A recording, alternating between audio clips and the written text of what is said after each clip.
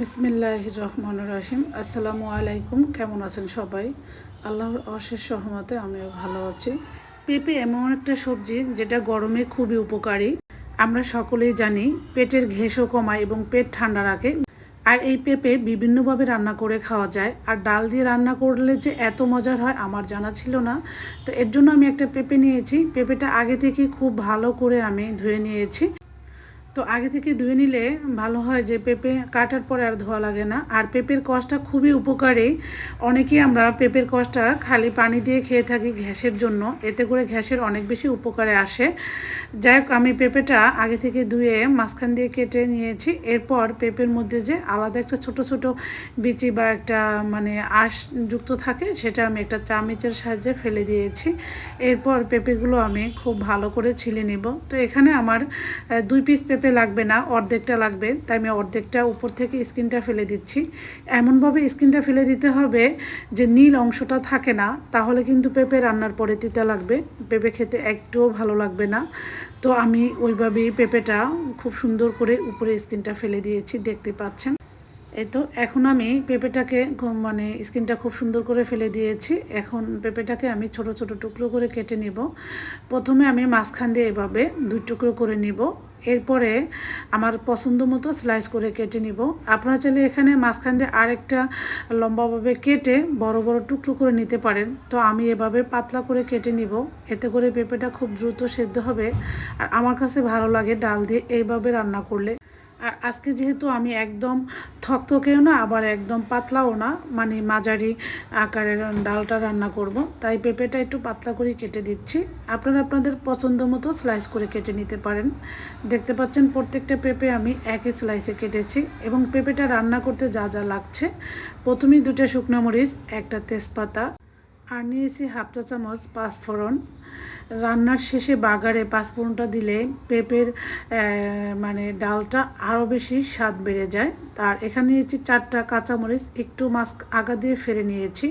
আর নিয়েছি 1.5 টেবিল চামচ রসুন কুচি। আর এখানে নিয়েছি শুধু বাগারের জন্য বড় 2টা পেঁয়াজ কুচি। আর রান্নায় আমি আরও পেঁয়াজ ব্যবহার করব। যাই হোক, এখানে আমি 1 কাপ ডাল নিয়েছি। ডালটাকে আমি পর্যাপ্ত পরিমাণে পানি দিয়ে ধুয়ে নেব। আমি এইভাবেই কষলে 3বার পানি পাল্টে পাল্টে ধুয়ে নিয়েছি। তো ডালটা একদম ভালো করে ধুয়ে নিতে হবে। এরপর ডালটা সেদ্ধ হওয়ার জন্য এখানে আমি 3 কাপ পানি দিয়ে ঢাকনা দিয়ে ঢেকে 4-5 মিনিটের মতো রান্না করেছি। এরপর ঢাকনাটা তুলে এখানে 2টা কাঁচামরিচ দিচ্ছি, আর দিয়ে দিচ্ছি পেঁয়াজ এবং রসুন কুচি 1 চা চামচ করে। আর হাফ টিস্পুন দিয়েছি হলুদের গুঁড়া, হাফ চা চামচ দিয়েছি ধনিয়া গুঁড়া, স্বাদ মতো লবণ, 1 টেবিল চামচ দিয়েছি সয়াবিন তেল দিয়ে আমি একটু ভালোভাবে নেড়ে চেড়ে ঢাকনা দিয়ে ঢেকে 10 মিনিটের মতো রান্না করব। ডালটা পারফেক্টলি সেদ্ধ হওয়া পর্যন্ত আমি রান্না করেছি। আমার ডালটা সেদ্ধ হতে একদমই সময় লাগে না, 10 মিনিটই দেখা যাচ্ছে আমার ডালটা একদম ভালোভাবে সেদ্ধ হয়েছে। আমি আর এটা ডাল ঘুটনি দিয়ে ঘুটে নেই। তো এরপরে আমি ওই যে কেটে রাখা পেঁপেগুলো দিয়ে আবারও 10 মিনিট রান্না করেছি। পেঁপেটা কিন্তু একদম পারফেক্টলি সেদ্ধ হয়েছে, আপনারা দেখে হয়তো বুঝতে পেরেছেন। এখন আমি এখানে 2 টেবিল চামচ ধনিয়া পাতা কুচি দিয়ে দিচ্ছি। এর চাইতে বেশি ধনিয়া পাতা কুচি এখানে দেব না, যেহেতু আমি লাস্টে শুধু একটা মশলা ব্যবহার করলে এই ডালের স্বাদ দ্বিগুণ বেড়ে যাবে, তাই ধনিয়া পাতা কুচিটা আমি একটু কম করে দিয়ে দিয়েছি। এরপর ডালটা ঢেলে রেখে ওই একই প্যানে আমি বাগারটা দিব।